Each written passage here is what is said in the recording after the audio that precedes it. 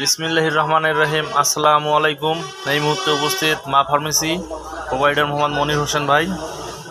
ভাই আপনার একটা প্রশ্ন করব, বলেন। যে আপনার জীবনে কি সব থেকে টাফ মোমেন্টটা কখন আসছিল এবং সেই মুহূর্তে আপনি কী করতে চাইছিলেন, এটা একটু উত্তর দিবেন। টাফ মোমেন্ট বলতে কোন বিষয়টা কঠিন বলেছেন? সময়, কঠিন সময়, এমন একটা কঠিন সময় আসে বিপদের লাইফে, সময় না হ্যাঁ, সফলতার সময়? কঠিন বিপদ, যে সময় আপনাকে মনে হয়েছিল যে আল্লাহ আমি মারা গেলে ভালো হবে। এটা আমার একটা সম্পর্ক নিয়ে হয়েছিল। এরকম সম্পর্ক নেই, রিলেশন। তখন মনে হয়েছিল যে আমি 5 লাখ টাকা হলে একজনে খুন করে পেলাম, 5 লাখ টাকা লাগবে। কিন্তু আল্লাহ সবকিছু আবার ঠিক করে দিচ্ছে। আলহামদুলিল্লাহ। ভালো লাগছে।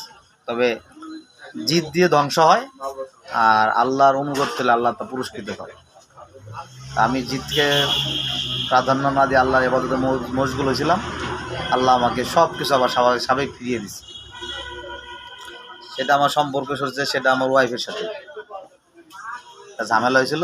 ঝামেলার জন্য ডিভাইডেডের কাছাকাছি চলে গেছিলাম। আল্লাহ এটা হয়তো দেয় নাই। মাশাআল্লাহ, এখন আপনার আল্লাহর রহমে একটা ওয়েল ডান, 1.5 বছরের মাই বাচ্চা। ব্রাদার। ইয়েস।